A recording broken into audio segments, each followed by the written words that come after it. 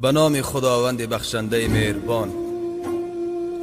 دوستانم، میدانم درد فراق سخت است.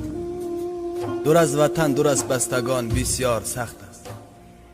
یکی از فراق زن و فرزندان، یکی از فراق پدر و مادر و یار و دوستان رنج میکشد. میدانم هرگاه که درد هجران و سوز فراق تو را به نهایت رسید، مخصوص وضوع بگیر و در خلوت با پروردگار خیش راز و نیاز کن. او که صدای تو را میشنود، او که حاضر و ناظر بر همه اعمال بندگانش هست و از پدر و مادر نسبت تو مهربان تر است. چه بسا نفرانی بودند که دور از وطن چه امید و آرزوهای زیادی داشتند، اما جسدهای بی جانشان به نزد یار و دوستانشان آورده شد.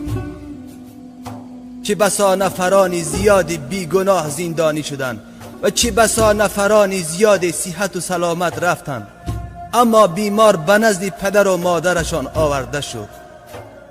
دوستانم، پناه از این همه ناخوشی ها به سوی خداوند خیش کنیم. وای بر روز کسانی که روی نیاز به سوی دیگری دارند.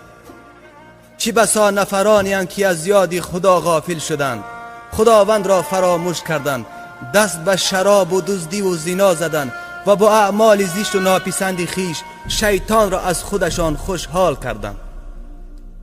پناه از آن روزی که بازیچه دست شیطان شد. از جمله کسانی نباشیم که خدا را فراموش کرده باشیم، کسانی که خدا را فراموش کردند و خداوند نیز آنان را به فراموشی خواهد گرفت. خدایا، پناه از آن روزی که تو را فراموش کنیم و تو هم ما را به فراموشی بگیری.